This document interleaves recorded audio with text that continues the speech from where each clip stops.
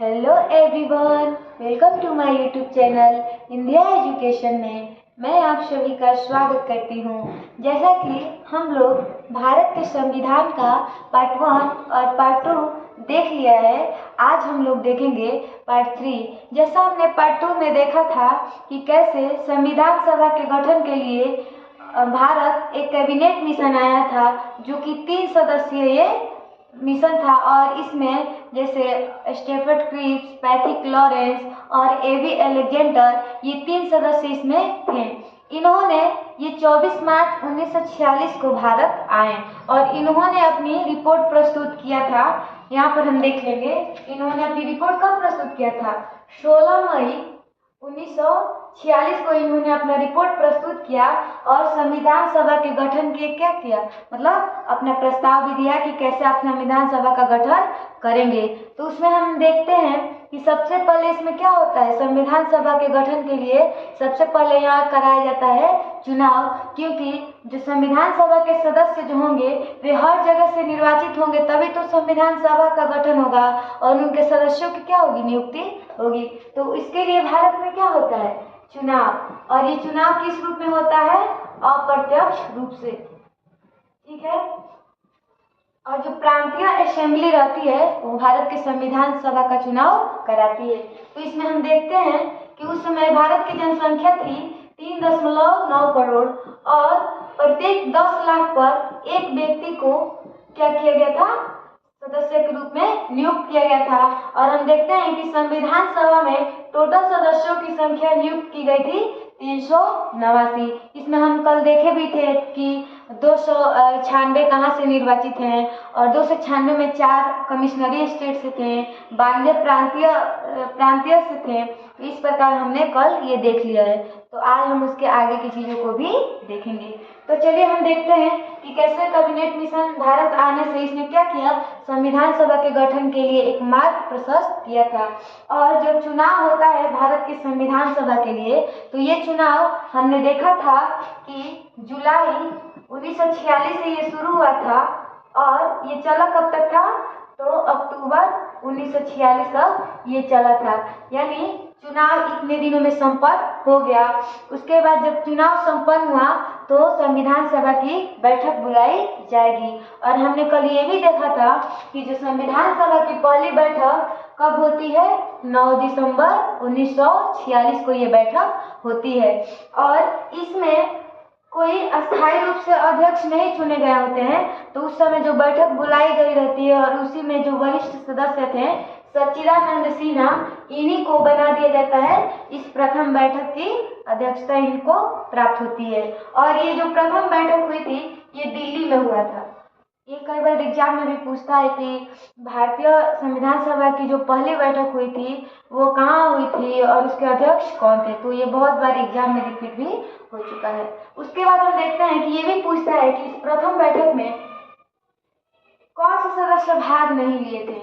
तो मुस्लिम लीग और हैदराबाद इस संविधान सभा के बैठक में भाग नहीं लिए थे, क्योंकि कहीं ना कहीं मुस्लिम लीग को बहुत कम सीटें प्राप्त इसमें हुई थी, लगभग 73 सीटें ही इनको प्राप्त हुई थी और कांग्रेस को 208। तो इसी दुख से भी ये भी नहीं थे, इनको लग रहा था कि हमारा इतना प्रतिनिधित्व नहीं होगा संविधान में कि हमारे पक्ष की बात होगी।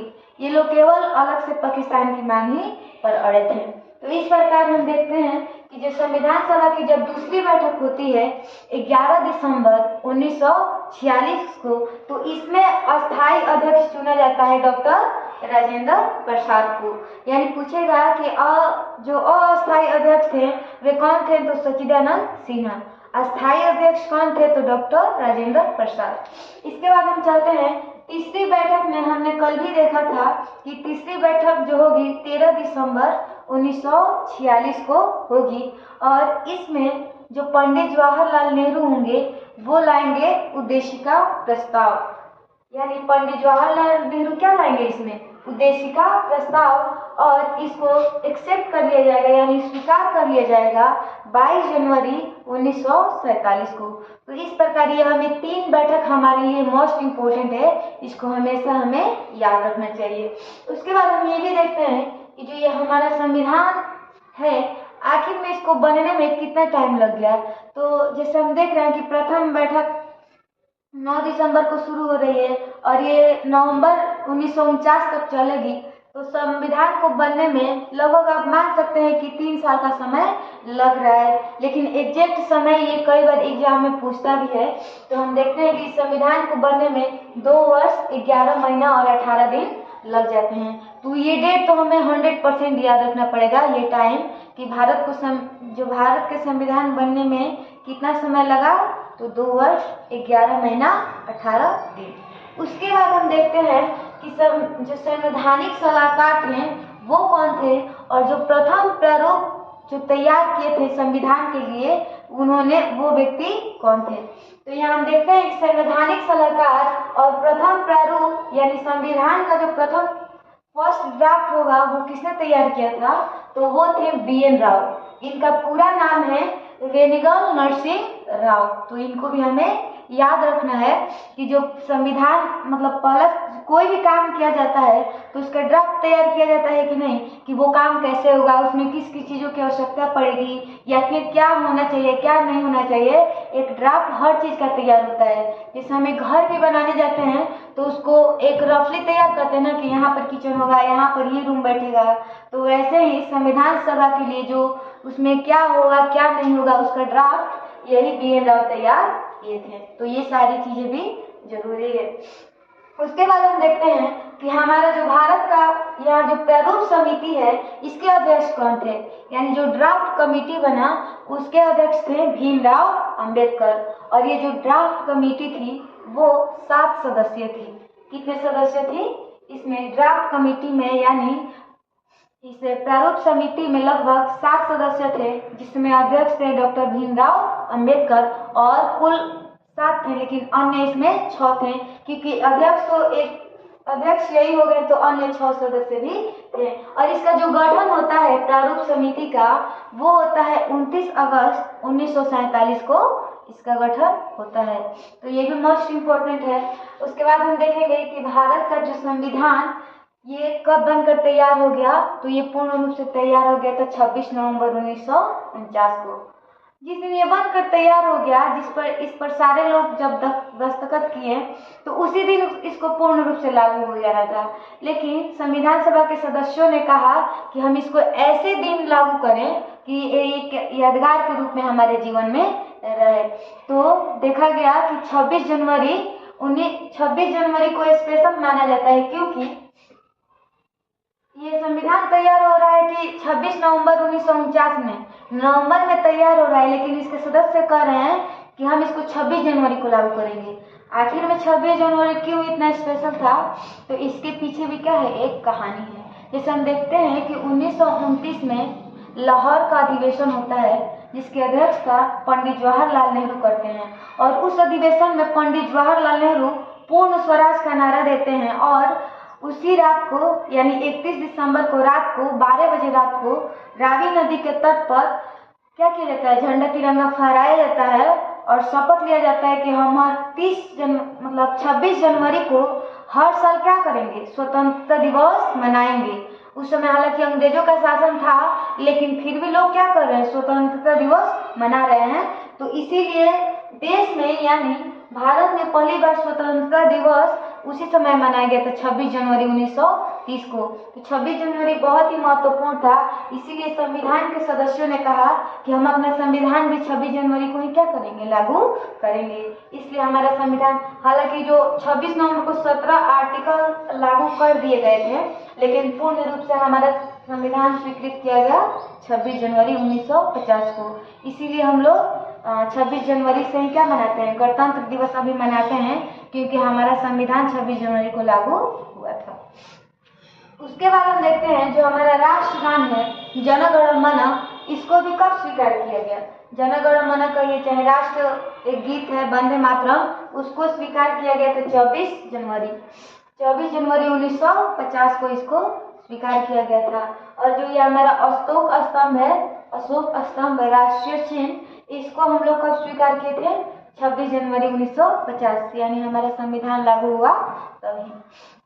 उसके बाद हम देखते हैं कि जब संविधान के गठन की बात आई देख रहे हैं कि हम लोग के संविधान के बनने में लगभग 3 वर्ष लग गए कि नहीं। तो 3 वर्ष क्या भारत के लोगों के लिए शासन व्यवस्था जरूरी है कि नहीं। उस समय के जो कार्य होंगे उनको निर्वाहित करने के लिए सदस्य होंगे, उसके कार्यभार को देखने के लिए कोई पद होना चाहिए कि नहीं। इसलिए भारत में उस समय बनाया गया अंतरिम सरकार कि जब तक हमारा संविधान बनकर तैयार नहीं हो जाता तब तक हम क्या करेंगे, अंतरिम सरकार के द्वारा यहाँ के कार्यों को देखेंगे। तो उस समय पंडित जवाहरलाल नेहरू को बनाया गया राष्ट्रमंडल तथा विदेशी मामलों को देखने के लिए इनको ये मंत्रालय सौंपा गया। उसके बाद हम देखते हैं जो सरदार वल्लभ भाई पटेल हैं इनको गृह मंत्रालय सौंपा गया था। सरदार वल्लभ भाई पटेल को एक तरह से गृह मंत्री बना लिया गया। उसके बाद हम देखते हैं कि डॉक्टर राजेंद्र प्रसाद हैं, इनको खाद्य एवं कृषि मंत्रालय सौंपा गया था। उसके बाद अगला मंत्रालय यानी जो जॉन मथाई थे उनको दिया गया उद्योग एवं आपूर्ति मंत्रालय। तो ये मंत्रालय बहुत याद रखना भी जरूरी है क्योंकि ये सारा क्वेश्चन एग्जाम में मतलब बहुत बार रिपीटेड क्वेश्चन होता है। तो ये अंतरिम सरकार में कौन कौन थे, इन चारों लोगों को हमने देख लिया। अब हम देखेंगे जो ये बलदेव सिंह थे, इनके नाम में ही लगा है बलदेव सिंह, इनको दिया गया रक्षा मंत्रालय। और इसके बाद हम देखते हैं कि लियाकत अली, इनको वित्त मंत्रालय सौंपा गया था। और जो सी राजगोपालाचारी थे उनको दिया गया था शिक्षा एवं कला मंत्रालय। और जगजीवन राम को श्रम मंत्रालय दिया गया था। इस प्रकार ये हमें अंतरिम सरकार का मंत्रिमंडल है उसको भी याद रखना पड़ता है। जैसे आप लोग यहाँ देख रहे हैं ना, सी राजगोपालाचारी शिक्षा एवं कला मंत्रालय इनको दिया गया है। जब देश हमारा आज़ाद होगा तो उस समय शिक्षा मंत्रालय अबुल कलाम आज़ाद को दिया जाएगा। तो जब संविधान बन जाता है उसके बाद जो सरकार बनती है तो उसमें अलग अलग मंत्रालय हम लोग देखेंगे। लेकिन ये संविधान बनने के पहले जो मंत्रालय अंतरिम सरकार बना था उसको हमने देख लिया है। अब हम देखेंगे कि कैसे जो कौन कौन सी समिति उस समय बनी थी, उसके अध्यक्ष कौन थे, उन सारी चीज़ों को भी हम लोग देखेंगे। और संविधान के बारे में कौन लोगों ने अपना क्या क्या स्टेटमेंट दिया, उन मोस्ट इम्पोर्टेंट क्वेश्चन को भी हम लोग देखेंगे। क्योंकि ये सारे क्वेश्चन ऐसे हैं कि जब अचानक से हमारे सामने आते हैं तो हमें बहुत दिक्कत होता है और बहुत डाउट भी होता है कि ये आंसर होगा कि क्या आंसर होगा। तो उसको एक बार हमें देखते हुए उसको समझते हुए चलना है। तो चलिए हम आगे की जो समितियां हैं उनको भी देख लेते हैं क्योंकि वो बहुत ही महत्वपूर्ण समितियां हैं और उनसे हमेशा। तो चलिए हम लोग देखते हैं कि हमारे संविधान में मौलिक अधिकार, मौलिक कर्तव्य ये कहाँ कहाँ से लाए गए हैं और सारे स्रोतों की भी हम लोग देखेंगे कि हमारे संविधान के स्रोत कौन कौन से हैं। सबसे पहले हम लोग देखते हैं मौलिक अधिकार। ये जो मौलिक अधिकार है वो किस देश के संविधान से लिया गया है, तो अमेरिका के संविधान से लिया गया है। जैसे हम लोग पीछे पढ़े भी हैं कि जो अमेरिका का संविधान है वो विश्व का पहला लिखित संविधान था। और उसी समय हम लोग देखते हैं कि मौलिक कर्तव्य, इसका जो मौलिक कर्तव्य का उल्लेख है वो भाग 451 में उल्लेखित है। यानी भारत के नागरिकों के क्या क्या कर्तव्य होने चाहिए उनका वर्णन मौलिक कर्तव्य में है। तो ये जो मौलिक कर्तव्य है वो ला गया है रूस के संविधान से। और मौलिक अधिकार है ये आर्टिकल 12 से 35 तक है, जिसमें एक व्यक्ति के पास क्या क्या अधिकार है और अपने अधिकार के लिए वे कहाँ तक जा सकता है, किस न्यायालय तक जा सकता है, इन सारी चीज़ों का वर्णन दिया गया है। राज्य के नीति निर्देशक सिद्धांत, यानी जो राज्य के नीति निर्देशक सिद्धांत हैं ये लाया गया है आयरलैंड के संविधान से। यानी राज्य आपको अपनी सुविधा के अनुसार जो भी जैसे पेंशन चाहे कोई भी सुविधा उपलब्ध कराता है उन सारे चीज़ों का वर्णन नीति निर्देशक सिद्धांत में है।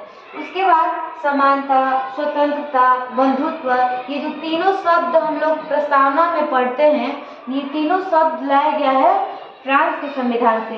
यानी फ्रांस में जब फ्रांसीसी क्रांति होती है तो ये तीनों शब्द हमारे सामने आते हैं। उसके बाद हम देखते हैं जो न्यायिक पुनरावलोकन है जिसमें दोबारा किसी चीज़ की जांच की जाती है वो लाया गया है अमेरिका के संविधान से। चाहे सरकार ने कोई नियम कानून बना दिया और वो लगेगा कोर्ट को कि ये कानून सही नहीं है तो उस पर न्यायालय क्या कर सकती है, जांच कर सकती है। तो इसको लाया गया है अमेरिका के संविधान से।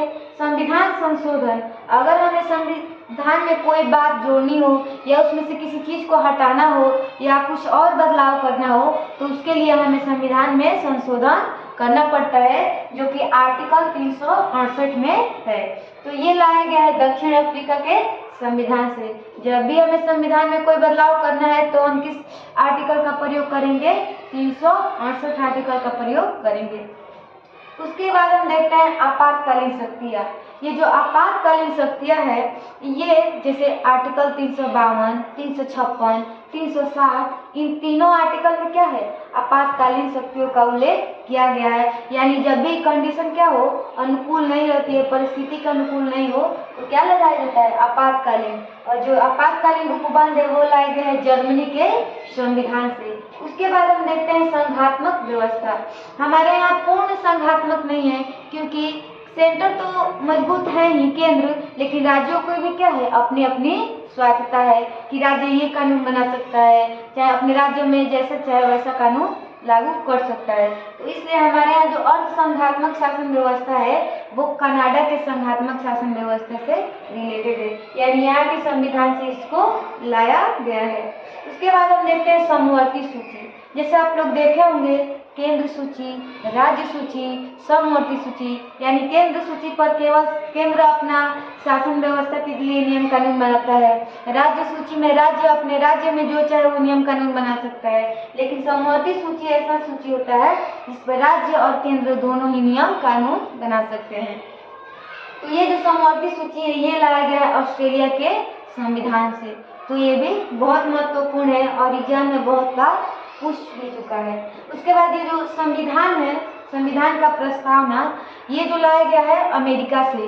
जैसे हम लोग कहते हैं ना हम भारत के लोग, तो उन लोग का अपना एक संविधान होगा, हम अमेरिका के लोग। तो वहाँ के संविधान से भारत के संविधान में क्या है, जो प्रस्तावना की जो प्रस्तावना है वो हम लोग अमेरिका के संविधान से लाए हैं। और इस प्रस्तावना की जो भाषा है उसको लाया गया है ऑस्ट्रेलिया के संविधान से। उसके बाद जो संसदीय विशेषाधिकार है कि यहाँ भारत का संसद कैसा है, तो वो ब्रिटेन के संसद के जैसा थोड़ा बहुत है। तो संसदीय व्यवस्था हम लोग लाए हैं ब्रिटेन से।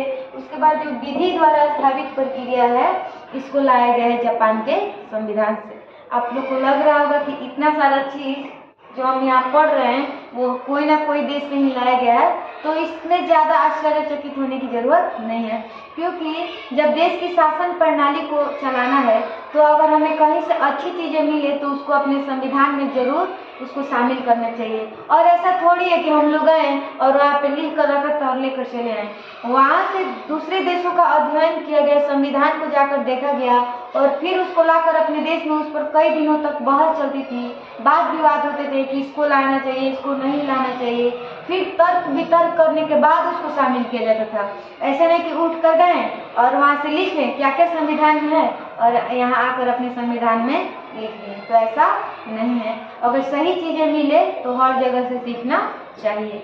उसके बाद हम देखते हैं कि यहाँ पर संविधान के कार्यों से संबंधित जो समिति के अध्यक्ष हैं उनका नाम था जीवी मावलंकर, यानी गणेश वासुदेव मावलंकर।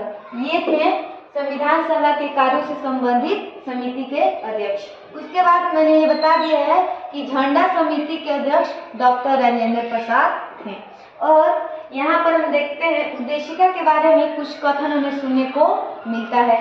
जैसे उद्देशिका में कहता है कि उद्देशिका को किसने राजनीतिक जन्मपत्री कहा है, तो इनको कहा है के.ए. मुंशी ने, कन्हैयालाल मानिकलाल मुंशी ने इसको राजनीतिक जन्मपत्री कहा है। किसको कहा है, तो उद्देशिका को कहा है।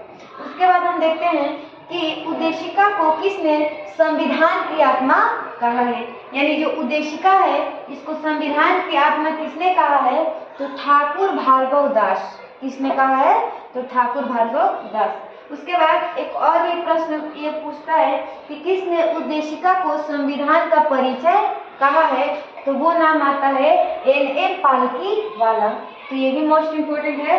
और एक और लास्ट क्वेश्चन जो ये भी पूछता है कि प्रस्तावना को किसने संविधान का परिचय पद कहा, तो वो नाम है सर अर्नेस्ट बारकर। तो ये बहुत ही महत्वपूर्ण चीज़ है। हो सकता है कि आप लोग इसे पहली बार देखें तो लगे कि कितना सारा फैक्ट है, लेकिन ऐसा बिल्कुल नहीं है। आप इसको 1 से 2 बार देखिएगा तो हमारे दिमाग में आ जाएगा। बस याद करने का सही तरीका होना चाहिए। जैसे यहाँ संघ, संघीय, और जैसे एक और इसमें था जैसे मौलिक अधिकार और अल्पसंख्यक, जैसे इन तीनों में संघ, संघीय और उसके बाद हम लोग देखे थे राज्यों के लिए समिति, इन तीनों में पंडित जवाहरलाल नेहरू का नाम आ रहा है। तो हमें देखना है कि किन किन समिति में एक व्यक्ति का नाम आ रहा है, उनको एक पास कीजिए और उसको याद करना बहुत ही आसानी से हो जाएगा। तो चलिए इसी चीज़ के साथ हमने इस पार्ट 1, पार्ट 2, पार्ट 3 में संविधान के जितने महत्वपूर्ण कॉन्सेप्ट होते हैं, चाहे फैक्ट होते हैं, उनको देखने का प्रयास किया। और इसको आप लोग 1 से 2 बार देखने का भी प्रयास कीजिएगा, क्योंकि एक बार में कोई चीज़ें याद हो जाए वो हमेशा ज़रूरी नहीं होता, क्योंकि इसमें क्या है, बहुत सारे फैक्ट भी हैं, तो इनको देखते हुए चलना है। तब तक के लिए धन्यवाद।